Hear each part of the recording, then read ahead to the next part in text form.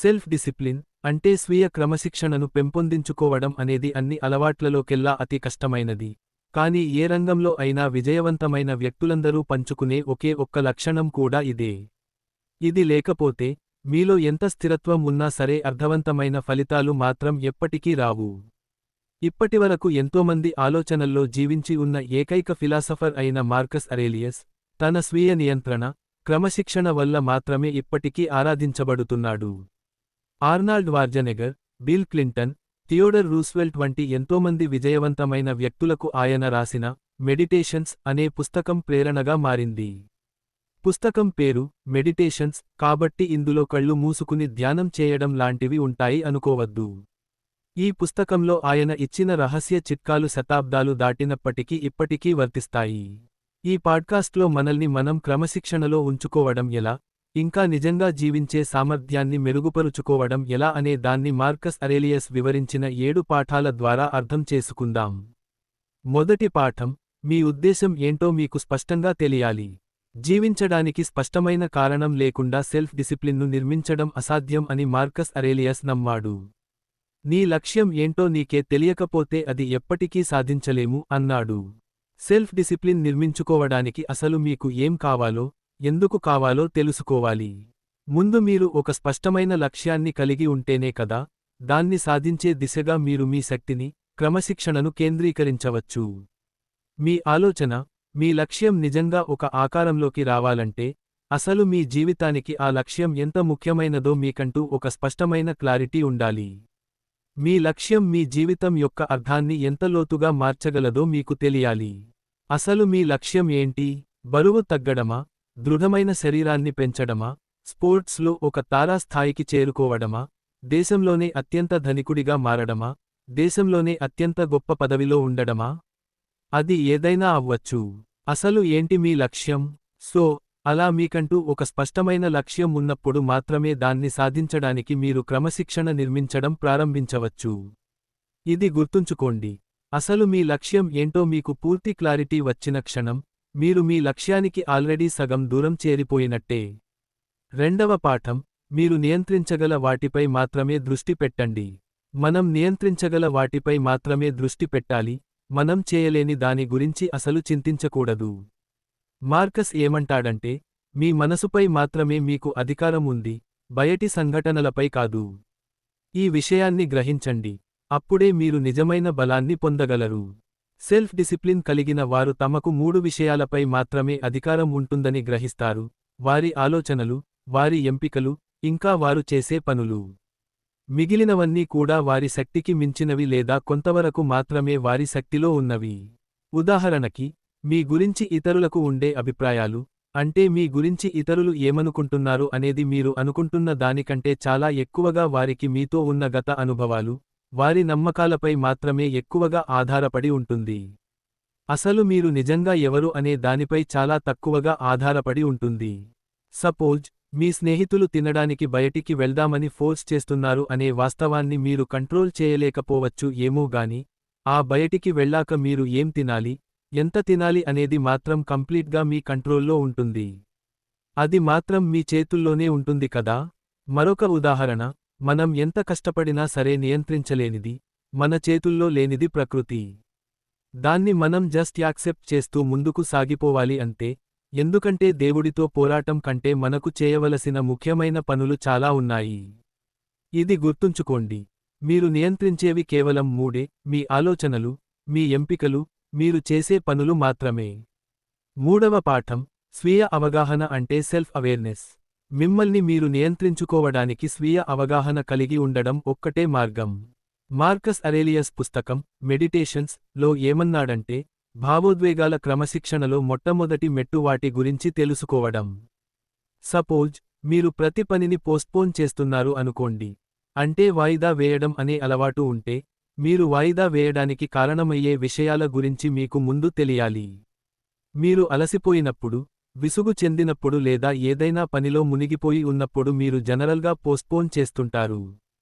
ఈ కారణాల గురించి మీకు తెలిసిన తర్వాత మాత్రమే మీరు వాటిని అధిగమించడానికి క్రమశిక్షణ నిర్మించడం ప్రారంభించవచ్చు. అంతేకాక, మీకు తరచుగా కోపం వస్తూ ఉంటే, ఆ కోపం వచ్చిన ప్రతిసారి మీకు కోపం తెప్పించే ఆ సీన్ గురించి ఎక్కువ అవగాహన తెచ్చుకోవడం ప్రారంభించండి. మీ నుండి మీరు విడిపోండి. అలా విడిపోయి ఒక సంబంధం లేని వ్యక్తిగా ఆ పరిస్థితిని తీక్షణంగా అబ్జర్వ్ చేయడం ప్రాక్టీస్ చేయండి. అప్పుడే భవిష్యత్తులో అలాంటి సిట్యుయేషన్స్ మళ్లీ వచ్చినప్పుడు అలా ప్రవర్తించకుండా ఆపుకోగలరు. ఇది గుర్తుంచుకోండి. అరిస్టాటిల్ ఏమన్నాడంటే, మిమ్మల్ని మీరు తెలుసుకోవడం అనేది వివేకవంతులుగా మారడం ప్రారంభమెట్టు అని. 4వ పాఠం, అసౌకర్యాన్ని స్వీకరించండి. ఉదయాన్నే మీరు మంచం నుండి లేవడానికి ఇబ్బంది పడుతున్నప్పుడు మీకు మీరే ఒక్కసారి ప్రశ్నించుకోండి. నేను ఒక మనిషిగా పుట్టి, నేను అసలు ఏ కారణం కోసం పుట్టానో, ఏ కారణం కోసం ఈ భూమి మీదకి వచ్చానో జస్ట్ ఆ పని చేయడానికి నేను అసలు ఎందుకు కంప్లైంట్ చేస్తున్నా? ఏ పని చేయకుండా ఈ వెచ్చటి దుప్పట్లో కూరుకుపోయి పడుకుని పోయి రోజు ఇలా జీవితం గడిపేయడానికే నేను సృష్టించబడ్డానా? మార్కస్ అరేలియస్ ఏమంటాడంటే, మనం పుట్టింది మన కంఫర్ట్ జోన్స్లో కూర్చొని జీవితం ఇలా ఉండిపోతే బాగుండు అని పనికిమాలిన దద్దమ్మలాగా ఉండడానికి కాదు. మీ కంఫర్ట్ జోన్స్ను బద్దలు కొట్టి, అసలు నిజమైన ప్రపంచంలో ఎంత డిస్కంఫర్ట్ జోన్ ఉందో దాన్ని ఛేదించడానికి ట్రై చేసినప్పుడే ఒక మనిషిగా పుట్టినందుకు ఒక అర్థం ఉంటుంది అని. అదృష్టవశాత్తు, దురదృష్టవశాత్తు, ఎదగడానికి, మన యొక్క బెస్ట్ వెర్షన్గా మారడానికి ఇదొక్కటే మార్గం. ఈ మార్గం సులభంగా ఉండాలని మీరు కోరుకోకూడదు, ఎందుకంటే ఇది ఒకవేళ గాని అంత సులభంగా ఉంటే ప్రతి ఒక్కరూ సిక్స్ ప్యాక్తో ఉంటారు, ప్రతి ఒక్కరూ ధనవంతులు అయిపోతుంటారు, అవునా? ఫలితంగా సులభంగా వచ్చేవి ఎప్పుడైనా సరే వాటి విలువను అతి త్వరగా కోల్పోతాయి. మీపై నిజంగా ప్రభావితం చేసే అలవాట్లను నిర్మించుకోవాలంటే, మీరు మీ కంఫర్ట్ జోన్ నుండి బయటపడటానికి, మీరు కొత్త ఎత్తులకు చేరుకోవడానికి అసౌకర్యాన్ని యాక్సెప్ట్ చేయాల్సిందే. ప్రారంభంలో ఇది సులభం కాదు, కానీ మీరు దానికి కట్టుబడి ఉంటే మాత్రం ఫలితాలు విలువైన దానికంటే ఎక్కువగా ఉంటాయి. ఇది గుర్తుంచుకోండి. హెర్క్యులస్ కష్టమైన మార్గం ఎంచుకోకుండా సులభమైన మార్గాన్ని ఎంచుకుంటే ఏమై ఉండేవాడు? 5వ పాఠం, మైండ్ఫుల్నెస్. సెల్ఫ్ డిసిప్లిన్ నిర్మించుకోవడానికి మరొక కీలకమైనది మైండ్ఫుల్నెస్ను ప్రాక్టీస్ చేయడం. మార్కస్ అరేలియస్ ప్రకారం, ప్రస్తుత క్షణం మాత్రమే మన చేతుల్లో ఉంది. జీవితం ఎప్పుడూ కూడా బిట్ బై బిట్టే మన ముందుకు వస్తుంది, అంతా ఒకేసారి ఎప్పుడూ రాదు. అలా అంతా ఒకేసారి తెలుసేసుకోవాలి అనే చాలామంది జాతకాలు చెప్పే వాళ్ల చుట్టూ తిరుగుతుంటారు. మనుషులుగా మనం సాధారణంగా ఈ రెండు పనుల్లో ఒకదాన్ని చేస్తాం. 1. పర్యవసానాల గురించి పట్టించుకోకుండా వర్తమానంలో అర్ధరహితమైన విషయాలలో మునిగిపోయి టైం పాస్ చేసేస్తుంటాం. లేదా 2. ఆ ఏదో ఒక రోజు అనేది అసలు ఎప్పటికీ రాదు అని గ్రహించకుండా, ఆ ఏదో ఒక రోజు కోసం మన కలలను, ఆకాంక్షలను వాయిదా వేస్తుంటాం. మైండ్ఫుల్నెస్ అంటే మనం మన మనసును పూర్తిగా ఈ క్షణానికి తీసుకురావడం. వ్యాయామం పూర్తి చేయడానికి మీరు 23 సెట్లు చేయవలసిన అవసరం లేదు, మీరు జస్ట్ ఒక్క సెట్ని 23 సార్లు చేయాలి అంతే. చాలామంది వ్యాయామం చేయడం చాలా విసుగు చెందుతుంటారు, ఎందుకంటే వ్యాయామంలో సెట్లు ఉంటాయి. అంటే ఒక సమయంలో ఒక్క సెట్ మాత్రమే. ఉదాహరణకి, రోజులో ఒక్కసారి ఫుల్గా ఒక ఆరోగ్యకరమైన భోజనం తినడం లాంటివి. అంటే అన్ని అడ్డంకుల్ని ఒకేసారి దాటడం కాకుండా, ఒకదాని తర్వాత ఇంకొకటి గ్రాడ్యువల్గా చేయడం అనే సంగతి మర్చిపోతారు. అలా ప్రతిరోజు డిసిప్లిన్గా చేస్తూ ఉంటే, కాలం గడిచే కొద్దీ ఈ చిన్న చిన్న విజయాలే ఒకదానితో ఒకటి కలిసి చివరికి మీ లక్ష్యాలను చేరుకుంటారు. ఇది గుర్తుంచుకోండి. మీరు ఒకేసారి 33 కేజీల బరువు తగ్గిపోవాల్సిన అవసరం లేదు, దానికి బదులు మీరు 1 కేజీ బరువుని 33 సార్లు తగ్గాలి. 6వ పాఠం, జవాబుదారితనం. సెల్ఫ్ డిసిప్లిన్ నిర్మించడం చాలా పెద్ద సవాలుగా ఉంటుంది, దానికి తోడు ఒంటరిగా చేయడం మరింత కష్టం.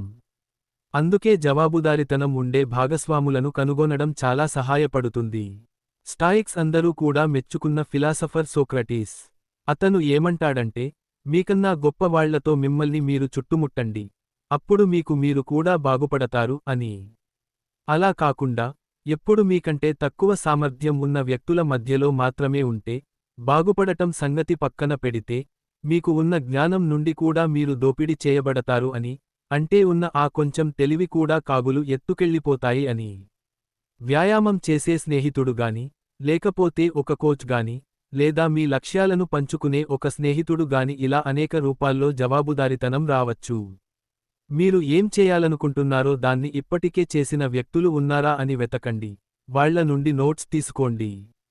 వాళ్ళు చేయగలిగారంటే ఖచ్చితంగా నేను కూడా చేయగలను. మరొక మార్గం ఏంటంటే, మీలాగే తన లక్ష్యాలను పంచుకునే ఒక వ్యక్తిని కనుగొనడం. ఈ విధంగా మీరు ఒకరినొకరు ప్రేరేపించుకుంటూ, క్లిష్ట సమయాల్లో మిమ్మల్ని మీరు నెట్టుకోవచ్చు. ఏదైనా సరే మీరు ఒంటరిగానే చేయాలి అని ఎవ్వరూ చెప్పలేదు. ఇది గుర్తుంచుకోండి. నేర్చుకోవడానికి ఉత్తమ మార్గం బోధించడం. 7వ పాఠం, ఓపిక, పట్టుదల. చివరగా, సెల్ఫ్ డిసిప్లిన్ నిర్మించడం అనేది ఒక అలవాటును సృష్టించే ప్రక్రియ అని మీరు ఎప్పుడూ గుర్తుంచుకోవాలి. ఒక అలవాటు అనేది ఏర్పడటానికి సమయం పడుతుందని మనందరికీ తెలుసు. మార్కస్ అరేలియస్ ఏమంటాడంటే, మన ఆలోచనలే మన జీవితాన్ని తీర్చిదిద్దుతాయి అని. మరో మాటలో చెప్పాలంటే, మన ఆలోచనలు, మనం చేసే పనులు మన వాస్తవికతను నిర్ణయిస్తాయి. కొత్త అలవాట్లను నిర్మించడానికి, పాత అలవాట్లను విచ్ఛిన్నం చేయడానికి సమయం పట్టొచ్చు, కానీ మీరు దానిని విశ్వసించకపోతే అది ఎప్పటికీ జరగదు. అయితే, మీ యొక్క బెస్ట్ వెర్షన్ను సృష్టించడం అనేది కఠినమైన ప్రక్రియ అని మీరు ఎప్పుడు గుర్తుంచుకోవాలి, లేకపోతే ప్రతి ఒక్కరూ ఎటువంటి ప్రయత్నం లేకుండా అదే ఫలితాలను ఈజీగా సాధించేస్తుంటారు, కాదంటారా? ఇది గుర్తుంచుకోండి. పురోగతిపై దృష్టి పెట్టండి. మ్యాజిక్ ఉండేది అక్కడే. మిమ్మల్ని మీరు మెరుగుపరుచుకోవడానికి మంచి రోజు, మంచి ముహూర్తం అంటూ ఏదీ ఉండదు. అది ఏ క్షణమైనా మొదలెట్టొచ్చు. అది ఇప్పుడు, ఈ క్షణం అయినా సరే. మార్కస్ అరేలియస్ అన్నట్లు, సంతోషకరమైన జీవితాన్ని గడపడానికి మనకి అవసరమైనవి చాలా తక్కువ, ఇదంతా నీలో, నీ ఆలోచన విధానంలోనే ఉంది. మీరు ఈ 7 పాఠాలను అనుసరిస్తే మాత్రం, మీరు సెల్ఫ్ డిసిప్లిన్లో ప్రావీణ్యత సాధించడానికి, మీ లక్ష్యాలకు అనుగుణంగా జీవితాన్ని మార్చే అలవాటు నిర్మించుకోవడానికి ఒక పెద్ద అడుగు వేసినట్టే. మీకు ఇది కొంచెమైనా ఉపయోగపడుతుంది అని అనిపిస్తే లైక్ చేసి మీ స్నేహితుల్లో ఎవరికి ఇది అవసరమని మీరు ఫీల్ అవుతున్నారో వాళ్ళకి షేర్ చేయండి. ఇలాంటి మరిన్ని కంటెంట్స్ కోసం మన ఛానల్ని సబ్స్క్రైబ్ చేసుకొని సపోర్ట్ చేయండి. అండ్ ఆరోగ్యం మాత్రం జాగ్రత్తగా చూసుకోండి. ఎందుకంటే హార్డ్వేర్ ఎంత స్ట్రాంగ్గా ఉంటే సాఫ్ట్వేర్ అంత ఫాస్ట్గా పనిచేస్తుంది. నెక్స్ట్ వీడియోలో మళ్ళీ కలుద్దాం.